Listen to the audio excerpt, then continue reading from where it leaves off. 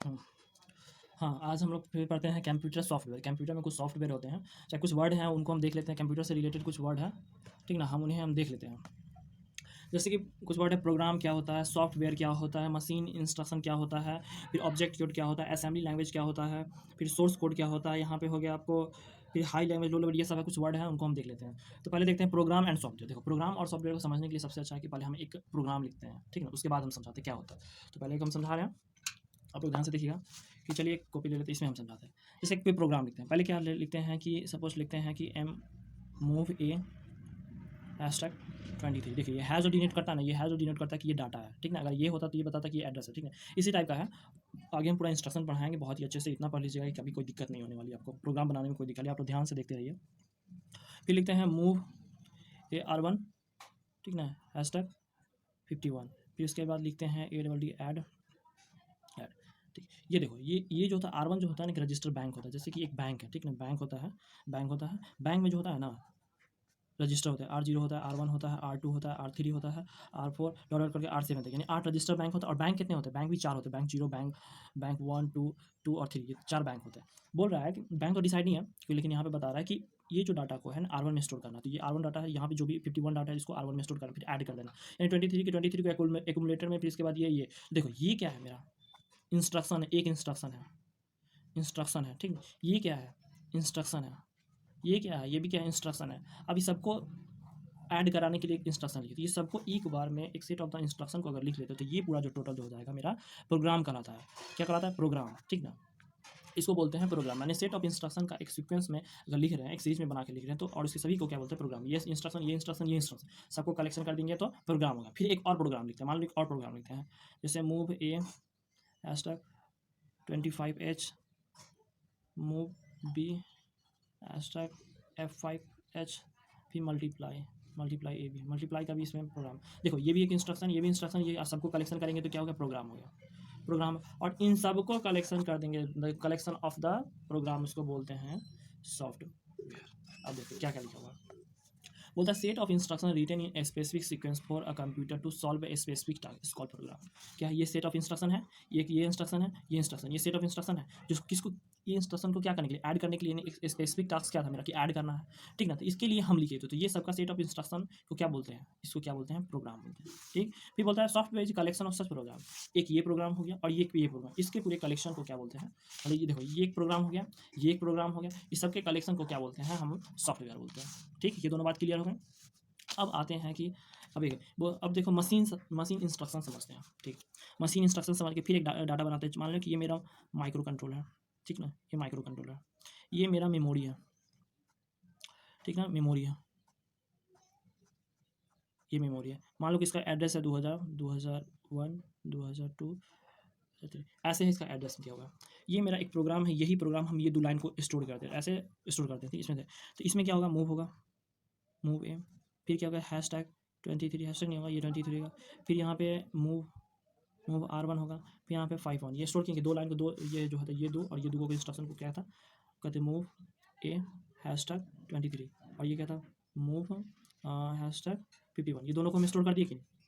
बोलो, ऐसे स्टोर ये नहीं होता है इसमें, ऐसे स्टोर होता है ये, जैसे कि इसका कुछ माने है ना, कोडिंग डिसाइड होता है कि इसका मतलब होता है जैसे 101, इसको 1011 ऐसे करके होता है, इसका भी कुछ होता है 0101 ऐसे करके होता है। ये ऐसे, ये तो हम लोग को समझने के लिए कि मैंने जो हम अब समझते हैं। देखो माइक्रो कंट्रोलर क्या करता है, मान लो कि हमको ये इंस्ट्रक्शन को एग्जीक्यूट करना है, क्या करना है? ये इंस्ट्रक्शन है, इस इंस्ट्रक्शन को एग्जीक्यूट करना है, यानी क्या करना है? क्या माइक्रो कंट्रोलर क्या एड्रेस भेजेगा, इसके पास जाएगा, पहले फर्स्ट जाएगा, स्टार्टिंग करेगा 2000 से, 2000 जाएगा, पहले मूव लेके आया, मूव डाटा बस से होते हुए यहाँ मेरे पास आ गया। तो क्या हुआ? मूव आया, मूव आया, मूव है।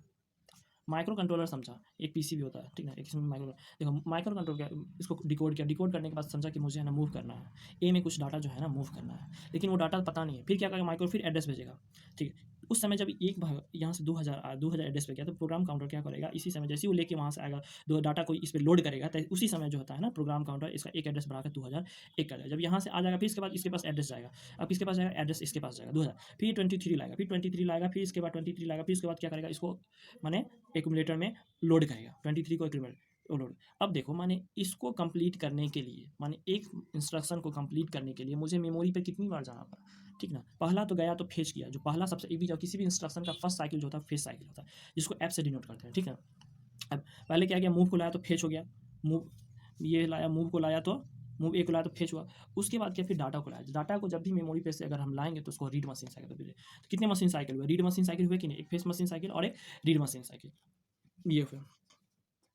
तो ये आपको हो गया समझ में, इसी को मशीन साइकिल बोलते हैं। और ये बात, मेमोरी पर अगर कोई भी मेमोरी पर जितनी बार एड्रेस जाएगा वहाँ से डाटा लाएगा, माइक्रो कंट्रोल जितनी बार एड्रेस भेजेगा और वहाँ से जितने बार डाटा लाएगा उसको बोलते हैं वो उतनी बार मशीन साइकिल होगा। यानी एक बार गया एक मशीन साइकिल, फिर गया तो दूसरी तो दो मशीन साइकिल, ये हो गया। अब देखते हैं कि program stored in the computer memory in the form of binary number is called a machine instruction, उसको मशीन इंस्ट्रक्शन बोलते हैं। ये हम समझाते हैं मशीन साइकिल।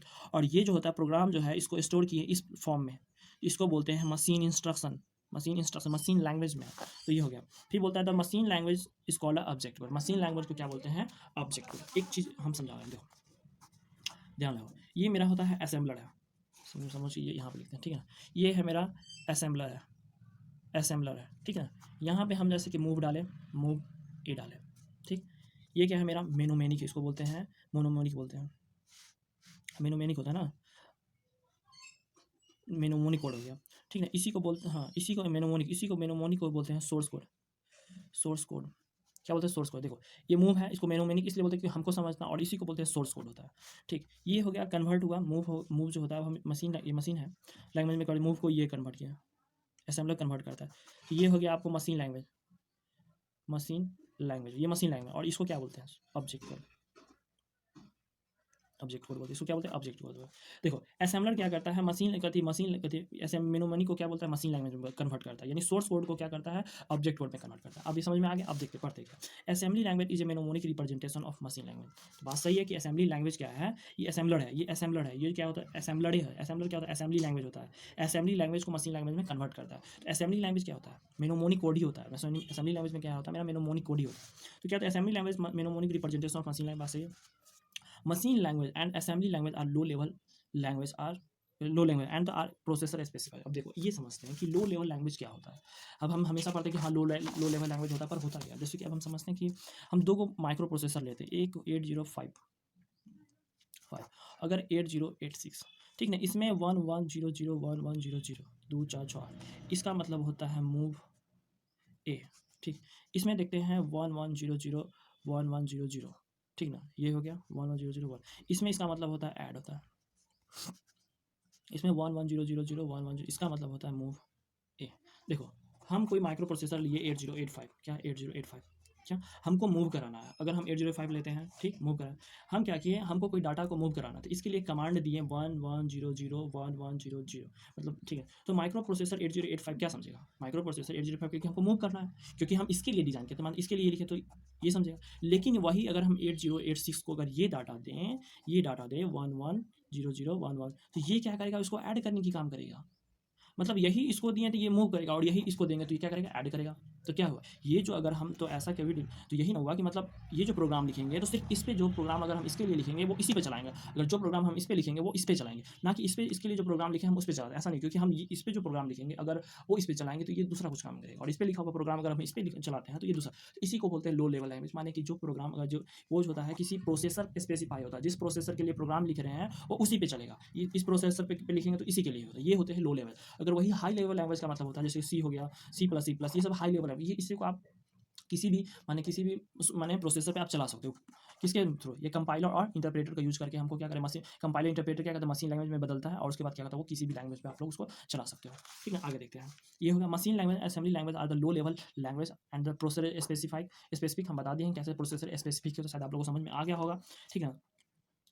देखो फिर यहाँ assembly language program inter is called source code. अभी हम जस्ट बताएं कि असेंबली लैंग्वेज प्रोग्राम होता है, यहाँ पे देखो, ठीक है। देखो ये असेंबली लैंग्वेज प्रोग्राम है, ये तो असेंबली है, असेंबली लैंग्वेज को असेंबलर कन्वर्ट करता है, मशीन लैंग्वेज, ये तो बता दिए हैं। असेंबली लैंग्वेज प्रोग्राम जो होता है, जो इंटर करता है, तो उसको बोलते हैं सोर्स कोड, इसको सोर्स कोड बोलते हैं। तो क्या होता है, assembly language program inter call होता है सोर्स कोड। सोर्स कोड जो होता है is translated to object code, यानी मशीन लैंग्वेज। देखो ये सोर्स कोड है, बताइए ये सोर्स कोड है, इसको ट्रांसलेट करता है असेंबलर, किसमें, ऑब्जेक्ट कोड में बदल करता है, ये भी समझा दिए हैं। जैसे program can be written in high level language such as C++, C और C++, ये सब जो हो गया आपको, ठीक है ना। हाँ हाँ, ये होता है हाई लेवल लैंग्वेज। देखो ये program can be written in the given level, इसको बोलते हैं high level language, sorry high level language में ये हो गया।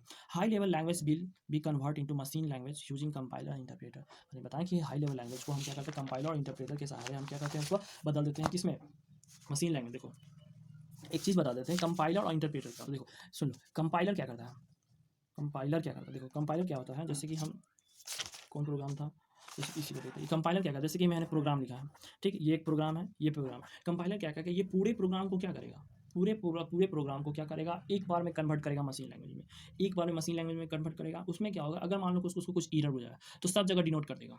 क्या करेगा, सब जगह डिनोट कर देगा कि आपका यहाँ पे एरर है, यहाँ पे एरर है, और जो भी हो वहाँ पे एरर है, आप क्या कर लोगे, उसको ठीक कर लो, फिर उसको एक ही बार में ठीक कर लोगे। फिर उसको वो क्या करेगा, बारी बारी से एग्जीक्यूट करेगा, जब सब ठीक हो जाए तो बारी बारी। इंटरप्रेटर क्या करता है, इंटरप्रेटर क्या करता है, देखो इंटरप्रेटर क्या करता है कि एक बार में इसको क्या करेगा, मशीन लैंग्वेज में कन्वर्ट करेगा।